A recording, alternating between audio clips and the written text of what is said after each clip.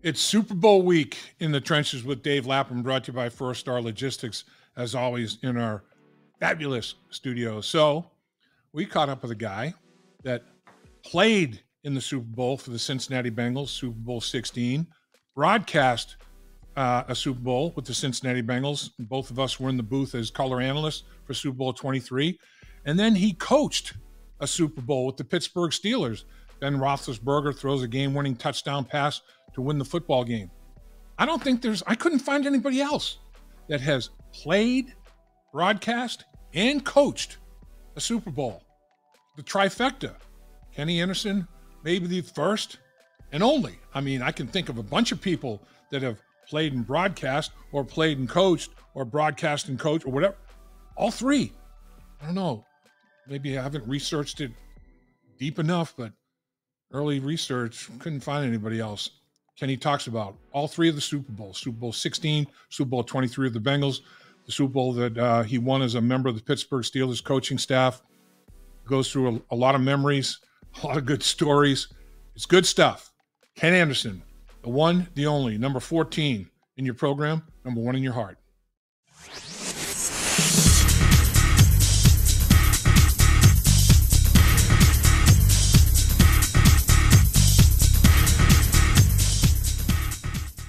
Thanks for joining us once again in the trenches with Dave Lapham, brought to you by First Star Logistics, as always, emanating from our outstanding studios.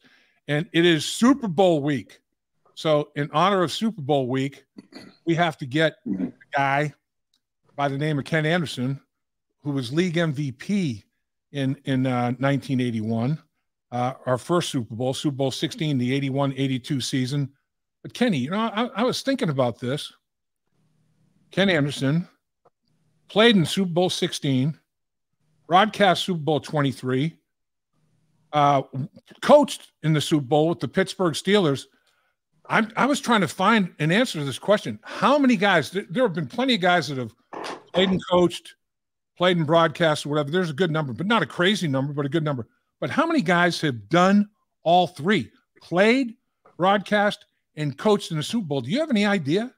I have none, and I never even thought about that until you brought it up. I think you might be it. I'm like, this is unbelievable. I mean, who else has done that? I mean, Merlin Olsen. Okay, well, he didn't. He didn't coach in the Super Bowl. John Madden. He didn't play in the Super Bowl. My man played, broadcast, coached in 3 different Super Bowls. I think you're an NFL like one and only. I swear, man. I can't.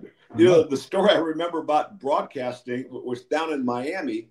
Yeah. And I had a chance the morning of the game, before the buses left to go to the hotel, to go out and do a flag football game on the beach and make some money. Yeah, yeah. And I'm coming back, and now they got the bridges go up and boats are go underneath. Now I'm sweaty and all this other stuff. And I get a block from the hotel, and I get out and I throw the keys to the bellman, take it, I hop on the bus. And then, we had to do a TV thing afterwards, but it was supposed to be back at the hotel. So I'm thinking, okay, it's just radio. Nobody's going to see me there. And then Channel 12 changed everything, and we did it live from the stadium. So yeah. That was not such a great memory of my broadcasting of the game. Oh man, how about let's take each Super Bowl. Oh, by the way, though, First Star just presented me with this morning. They made a bobblehead, and it's got our First Star Logistics logo. But I'm thinking, this is back in the day. This is back in the day, young player kind of thing. And I'm wondering, I wonder if Kenny will recognize that. Yeah, full head of dark hair. Full head of dark, absolutely, absolutely. Oh my gosh! All right, so had the pleasure of rooming with you, obviously, which is like, man, I can't believe I'm rooming with Ken Anderson. And we go to Super Bowl XVI. What is your biggest memory, or when you think Super Bowl XVI, what comes to mind to Ken Anderson first and foremost?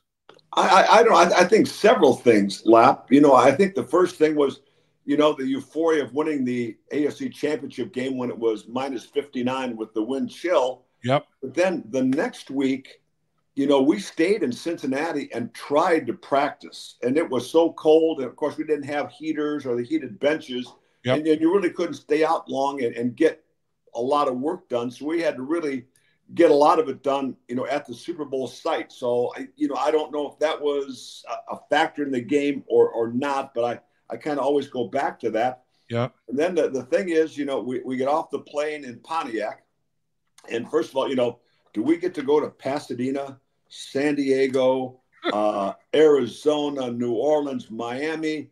No, we get the first Northern Super Bowl in Pontiac, Michigan. Beautiful Pontiac. But heck, I'm league MVP, and we get to the hotel, and we get our keys from Murdo. We go into our room because we room together, and there's no bed. I said, Lap, MVP, we got a suite. Right. We're trying to open the side doors, and all those doors are locked. And all there is a bed that pulls out of the wall. Right. And I said, this is what we get. And I said, I like you a lot, Dave, but we got to see if we can figure out something else. So we went down and they figured out we got another room. Oh, man. I know. When we first opened that door, it's like, check this out. Oh, my God. But, yeah, where's the bed? It was a hide-a-bed. Yeah. Okay. Yeah, we're going to sleep in that hide-a-bed. That'd be a great story for 16. That's crazy. Man, what was the dumbest question you got, Kenny, during the week of the media swarm that happens at the Super Bowl? Now it's out of control, but it was crazy then. I mean, I never saw that amount of media. I didn't think that amount of media existed. Yeah, we didn't have a media day per se, but we didn't have your little cubicle that you go sit in and do anything. It was we're just standing around and people kind of come up to you. And right. I know Forrest, Greg, and I were joking around for one of the pictures of it, but it's just, it wasn't that big a deal. When you look at the game today, I think the pregame shows have already started. Right. But when we played, the pregame show was half an hour. Yep. It wasn't, it was Super Bowl XVI, still in its infancy, but it is such a spectacle now. But I do remember, we couldn't go through the lobby. So if we're going to go out to dinner or something like that, we got to kind of go through the kitchen and whatever. And I do remember Gary Daniels with the Lions was doing some stuff for TV and got me in trouble. He said, Kenny, let's go, Monday night we had no curfew. Let's go to I'll meet you at the Irish pub. And all the offensive line went, we all had our, you and I shared a car together, we all go out there. And right. So, I'm the first one to leave. And I go down to breakfast the next morning. And I'm early to go down there. And the coaches are kind of giggling. I said, hey, did you have a good time last night? And I said, well, yeah, we went out there, the old line and that. So, oh, yeah, here it is in the paper. Kenny Anderson was seen at the Irish pub last night dancing with 3 women and drinking beer till the wee hours of the morning. Oh, what? So, yeah. Everybody's trying to get the scoop, right? Yeah. Yeah. Oh, yeah. And then, so there wasn't a lot around Pontiac, but I think we found some pizza joint that was a couple blocks away that we could go down to that had picnic tables in it that we could go down and have a few beers before we went to bed. Yep. And Kenny, I'm this innocuous offensive lineman, but I'm rooming with the MVP. So a bunch of these guys come up to me and, surround me and start asking me all kinds of questions about you. They're trying to get me to slip up about whatever and have this, I got this. They're asking me, okay, what type of underwear? Is he a boxer shorts guy? I'm like, what are you guys talking about? I'm like, that was the dumbest question I got. What was the dumbest question you got? I really don't remember. Yeah. That was kind of, just, all a blur, leading up to it. And, if, again, it was the first time in a northern city. So, we won the flip. And so we got to practice at our normal time in the afternoon, and the 49ers had to go in and practice in the morning. So as we're coming in, they're going out. So, you saw them every day. I saw Bill Walsh, every day during the week. He and I had a special relationship. From he kind of started my career here in Cincinnati, and sure was then the his first Super Bowl win with the 49ers. But we would pass each other in the hallway every day. What was it, Kenny, about Bill Walsh? What kind of bonded you and Bill Walsh? What was the magic? What clicked for you guys? Well, I think his attention to detail, and I was always kind of an analytical guy, and the stuff that he said made sense. And he was the first guy that really put together the quarterback drop with the depth of the wide receiver. Okay, it's 3 steps for a slant, and ready to drill it in there. But all of a sudden you see this is 3 steps. Now you got to hold it, wait for the second window. We're throwing a timed out. It's, 5 quick steps, not the 5th step you're throwing. But we're throwing a turn in. Now it's 5 and a hitch, and throwing. So everything, and you had a progression to go to. I got 1, 2, 3, and I got an outlet. So everything was structured, and that kind of fit into my math mentality. Yeah, and you had that accounting background, and that all made beautiful sense to you. That's for sure. Offensively, I mean, man, we were pretty damn good. You were unbelievable, MVP, obviously, but the weapons that you had in your arsenal were pretty darn good, weren't they? Well, I mean, you talk about, Isaac Curtis was still a great player. Collinsworth, came in, was a rookie. Yep. And, he's got, over 1,000 yards as a rookie. Danny Ross had 70 catches that year as a tight end. Yeah. We had a great running game with Pete Johnson and Charlie Alexander and Archie Griffin, and, a real good third wide receiver and Steve Kreider. If we had to go 4 deep, we had David Verser, who was the #1 draft choice that year. Yep. So, and we had an offensive line that was as good as the Bengals, have ever had. And, that's the whole key. Yeah, and you look at the depth at the tight end position, ML Harris, Don Bass. I mean, shoot, man, it was like it not only talented, but the depth of the talent was extraordinary. I mean, put it together pretty darn well. Yeah, well, we did, and and I think that's the most disappointing thing was our performance in the first half. And yeah. It all started, with me. If you remember our opening kickoff, we kick off to them. They fumble it. We get great field position. We make a first down, and we've got 3rd and goal from the 5-yard line. Right. We got, a sure field goal with Jimmy Breach, and statistics say the first team that scores any points wins the game. And right. We're going 3 wide receivers to the left, and the way that they played, we're picking outside. Isaac Curtis is the farthest guy out. We're going outside to pick for him. He's kind of coming underneath, get the coverage we want, and I throw it. And Dwight Hicks is standing there and picked it off. And they go down to get the first score of the game. And, that always kind of haunted me for years. And, I met Dwight Hicks at a celebrity golf tournament. And I said, "Hey, how you doing?" He said, "Well, I'm surprised you talked to me." Well, I forgot about that a long time ago. He said, "Hey, just so you know, I blew the coverage. I shouldn't have been there." That's so at least I read the coverage right. And, but small consolation. That's crazy, though. I mean, I bet there's multiple cases of that where a quarterback makes a throw that his progressions, reads took him there, and a guy makes a mistake and gets rewarded for it. I mean, that's crazy sick. There's no question about it. But yeah, and then so they go down and score a touchdown, and then beginning of the second quarter, we're marching right down again, and I hit Chris for a first down inside the 20-yard line. And if they had replay, it probably would have been an incompletion, but it was ruled a fumble. They go down and score again. And then, right before halftime, they do a couple of squib kicks that we mishandle, and they get 2 field goals. So next thing it's 20-0 at halftime. Yeah. And we're not playing that badly. It's like we're our own worst enemy. It's like. Right. I mean, 4 turnovers. I mean, you're not going to win many games. And, and then I think it was funny that we're trying to go into the locker room at halftime. And the first thing is it took us a while to get in because they had brought bomb-sniffing dogs into our locker room. And in one of the trunks, I guess the material of the jerseys, the backup jerseys, set the dogs off. So they got all this stuff that, that got to clear out and check. And then we go in and I don't remember the coaches saying anything to us. I mean, we just kind of sat there and we knew what was going on. I mean, everything we had was working. Yeah. And, then we go out and we have a great second half and we just come up a little bit short.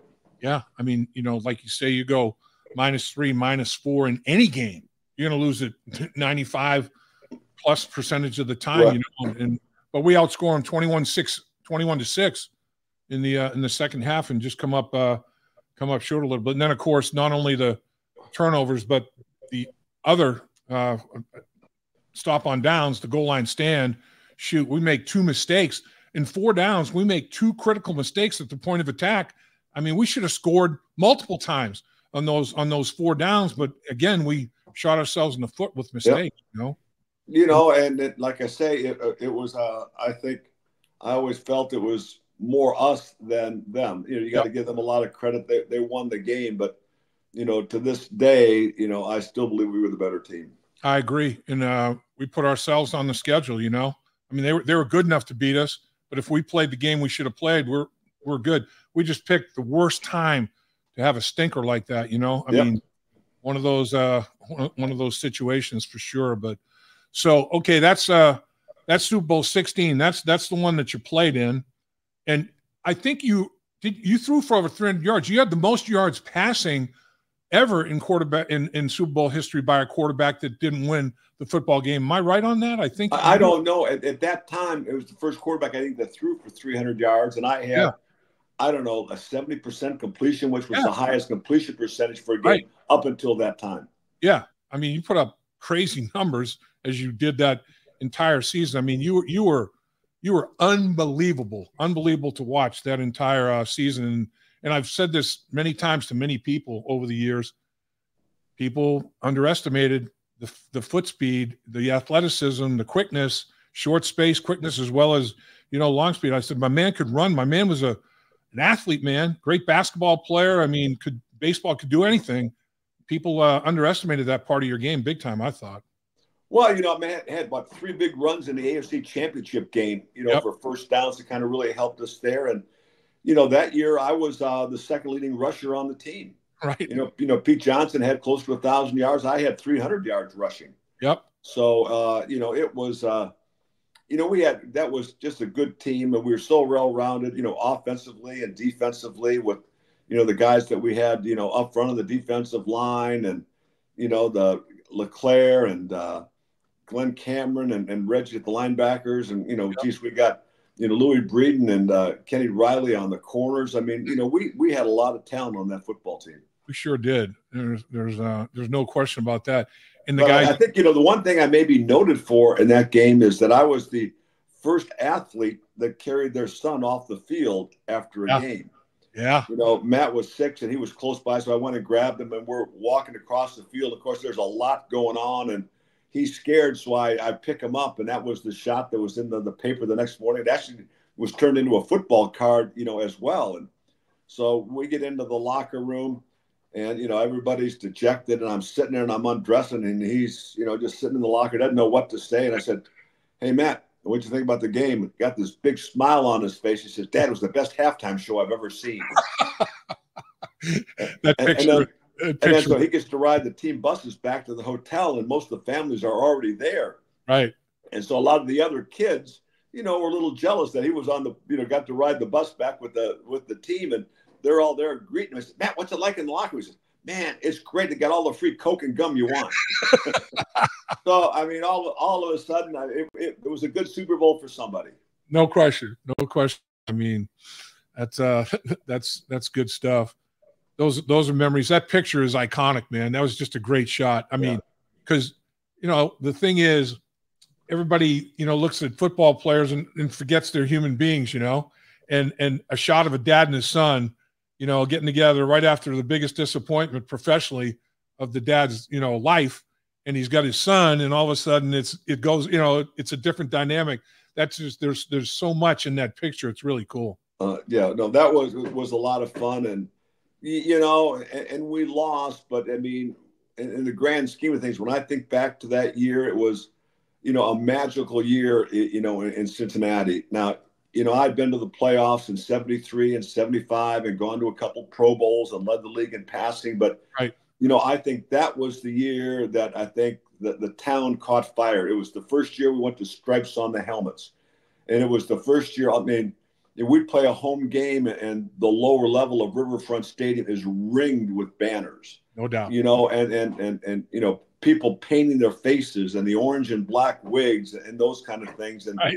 And I think that was a special time for the fans of Cincinnati as well as the team. It's amazing when the team does achieve at a high level, and the fans always support the franchise. There's no question. I mean, Cincinnati fans are amongst the most loyal in all of sports. But man, when the team is on a run, Cincinnati turns out and they turn up, man. They turn it up big time. It really is crazy. That was a special bond. I do want to tip my cap to Charlie Alexander the Great, LSU, all these rushing yards, and what did he do for us? He was the blocker. I mean, Pete Johnson was the ball carrier. Charlie was the blocker, and just humble about it. And, I'm assuming this role and no big, I'm going to do what's best for the football team. And not that he was a good short yardage goal line guy. He could run, he could do a lot of things, catch the football and things of that nature. But I mean, he basically said, I'm going to do what it takes to help this football team win. I got a lot of respect for that guy. Yeah, well, no question. And you remember our first playoff game, our first home playoff game, our first playoff victory was against Buffalo, which was a close game, a one-score game. And one of the key plays of the game was Charlie catching a pass and running about 60 yards for a touchdown. Yeah, and he, I think he rushed for a bunch of yards in that football game as well. He had a big day rushing. I mean, his all-purpose yards, total yards, scrimmage yards, whatever you want to call it, were up there big time. I mean, he stepped up. He stepped up and made plays. No question. Okay, so that's Super Bowl XVI, Super Bowl XXIII. We're in the broadcast booth together. What are your memories of Super Bowl XXIII? I mean, I guess from the pressure of a player, particularly a quarterback in a Super Bowl, as opposed to broadcasting a Super Bowl night and day. That's for sure.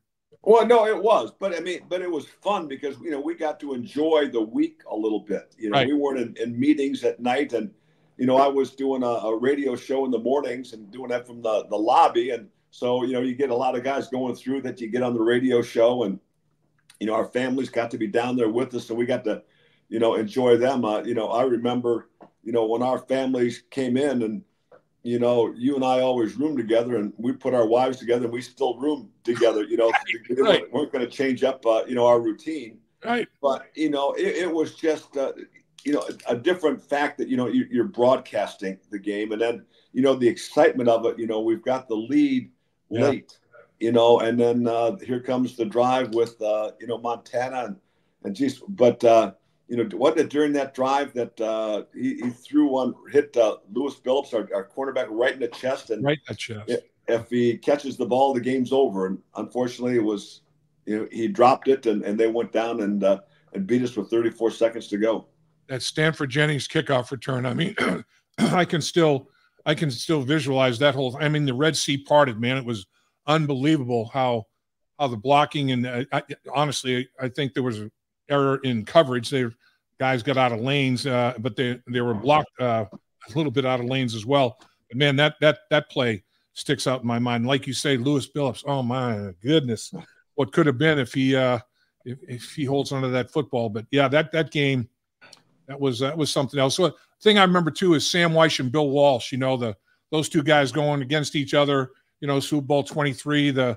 The mentor and the pupil kind of thing. That was an interesting dynamic as well. No, it was. And, Bill Walsh meant a lot to us, although Sam Weiss was on the team when I got there. When they drafted me, they traded Sam. Right. And he started his journeys around the league. But, it would have meant a lot to both coaches. I think for Bill, that might have been his third one. But, you talk about the pressures and the toll it takes on coaches. I remember, going out of the stadium, I stopped by the 49ers locker room to congratulate him. And he was still in the shower by himself and looked like death warmed over. Man. And then I was talking to him. I said, this is it. And then, of course, he ended up, retiring, after that one, I believe. Man. But, even sometimes even in victory, you don't get to enjoy it. Yeah, no doubt. So tell us a little bit about, coaching in the Super Bowl. You were with the Pittsburgh Steelers when Ben Roethlisberger was the quarterback. You were coaching him. You guys, win a world championship with the Pittsburgh Steelers. What was it like coaching in the Super Bowl? What's the pressure of that side of things? Well, it's, you're in the big game again. And I think most of the coach's work is done, during the week, getting your players ready, because you don't have a lot of things that are going to make a difference during the game. But I do remember one thing that happened in Pittsburgh. The only coaches that talked to the media were the head coach and the coordinators.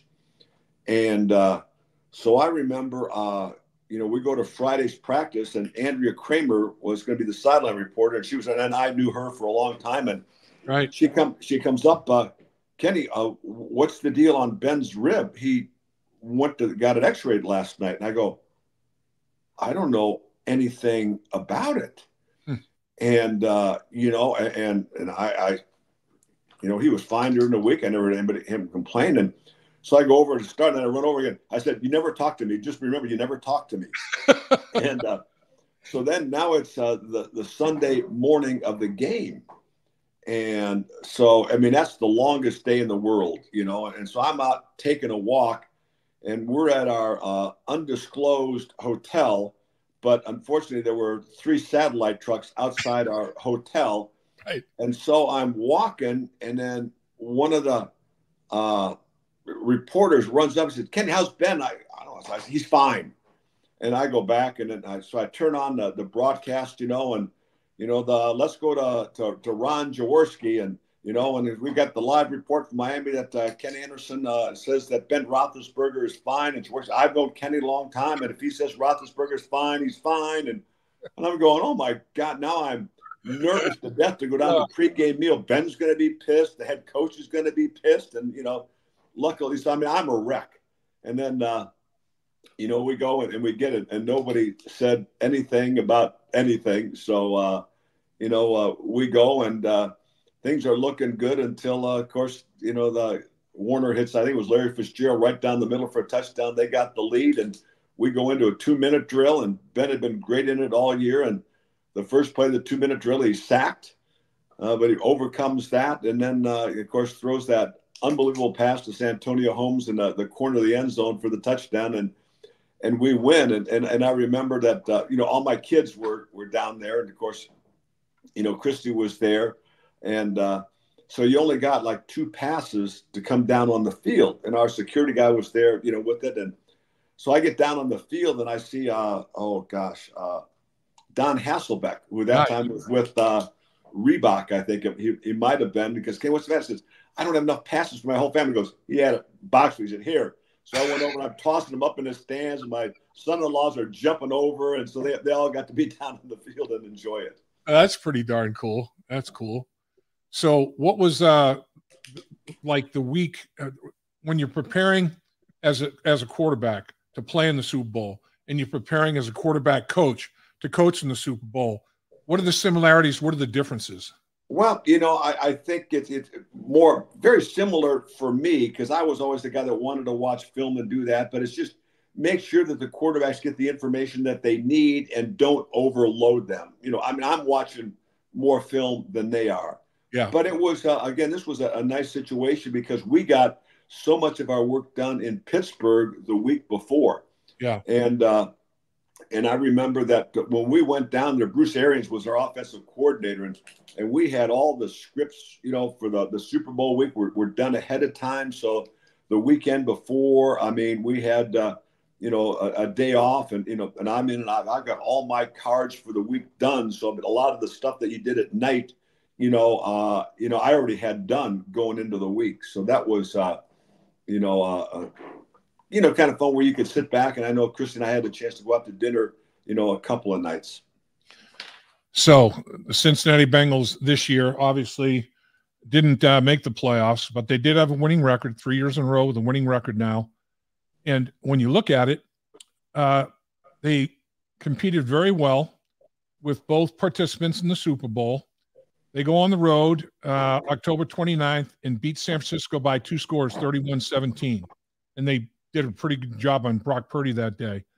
And then on December 31st, second to last game of the season, on the road, they played both Super Bowl participants on the road. They lose by 8. They lose by 1 score to Kansas City, had a lead in that football game. Jake Browning showed, that he could get things done. So I guess the point being, even though the Bengals finished dead last in their division, they played the Super Bowl participants off the hook.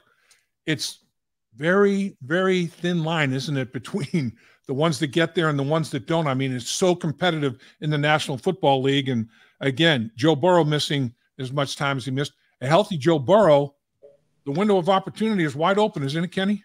No question. And you think, we got that calf injury in training camp, and he wasn't, 100% to start the season. And Right. once again, we get off to a little bit of a slow start, but then all of a sudden, Joe's Joe again. I mean, Yep. doing everything. And, we got, Jamar Chase and T. Higgins and Tyler Boyd and, Joe. I mean, things are rolling, and then it comes the wrist injury. Yep. And then I remember going to that Pittsburgh game, which was Jake's, first start. And, it wasn't a real pretty game, but still had a chance going down. They kind of threw a bad interception down in the red zone. And, that was kind of the game. But I give the team a lot of credit. I mean, everybody had confidence in Jake. I think the coaches figured out we got to do a few little different things with him. He's under center more play action. And the guy goes out. Had never started an NFL game before. And all of a sudden, he's throwing for 300 yards a game and 70% passing. Right. He was doing, things in his first 4 games no quarterback had ever done. Yeah. But I think that goes back, a lot, and people dismiss it a lot. But the culture of the locker room, that the guys, number one, they like each other. They like to spend time together. They hold each other accountable. And, they know what it takes to win. But I think more importantly than that, they know what it takes to win, but they're willing to pay the price to do what it takes to win. Yep. And they didn't miss a beat, and it went down to the last. He kept us in it to the last. And I give him a lot of credit. I give the team a lot of credit. You hit it right on the head, though, Kay. I mean, it's like you have to decide to make some sacrifices, personal sacrifices in a lot of cases for the betterment of the football team. I mean, that's the bottom line. And they do have that dynamic as part of their team chemistry. I mean, these guys will, every single one of them will make the necessary sacrifice if needed to better the football team, no doubt. No question about it. It's going to be an interesting offseason, for the first time, they've lost a coordinator. Yeah. And gosh, congratulations to Brian for, getting this opportunity to go down and be the head coach of the Tennessee Titans. But, they got a guy in the wings, Dan Pitcher, who was the quarterback's coach, kind of came up through the ranks in Cincinnati, who's ready to go. So I don't think that we're going to see a drop-off in offense. And then they had an assistant quarterback coach ready to take over being the quarterback coach. I don't think, they're in great shape because they've got such a deep coaching staff to handle this.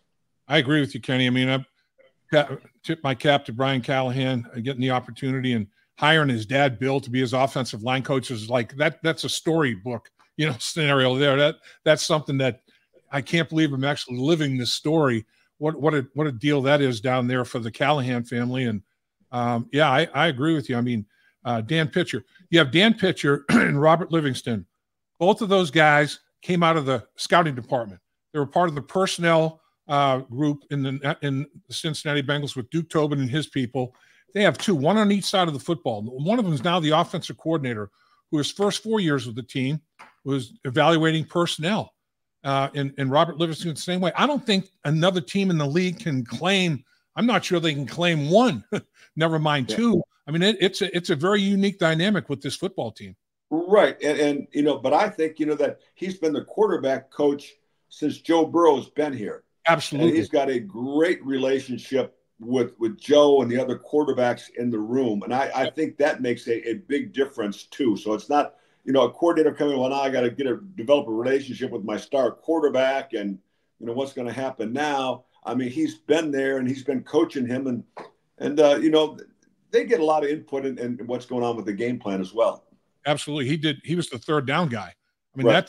that's a big deal. That's a key aspect of any game plan is your third down game plan. So I mean, he's been outstanding, in that regard. And Brad Craigthorpe, who's still in the mix as a quarterback coach, still haven't made that decision yet, made that announcement. But I mean, he goes all the way back to LSU with Joe Burrow. He was part of Joe Burrow's, coaching staff down there at LSU. So, like you say, how important is continuity and consistency when you are successful? I mean, a minimal disruption, like you said. Brian moves on, but you've got people in house that are worthy of the positions potentially. And how big is that to have that continuity and consistency? Well, I think it's, very important. You know the people you're working with, but you come in, the terminology. Things are going to be the same, so you can evaluate last year. How can we change?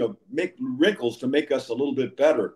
Right. I think what's hard is, when you come and you're getting a whole new system, and I go back to when Marvin, or not when Marvin, but when Dick LeBeau, when Bruce Cosby left, and the next year, I mean, I've been the offensive coordinator, and then, he got the job again the next year, and I got demoted to quarterback coach and brought in Bob Bratkowski, who was a real good coach. Yeah. But all of a sudden, our entire system was now changing.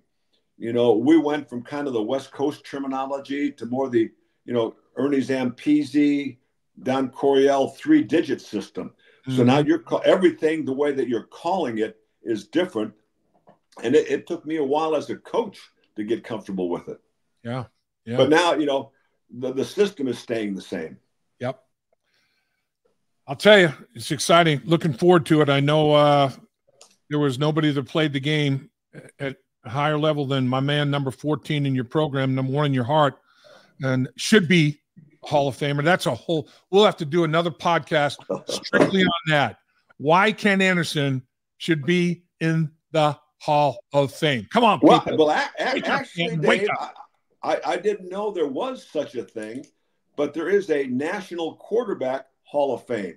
Really? And I'm going in, and I'm being inducted out in Scottsdale, Arizona on February 23rd to that Hall of Fame. So congratulations.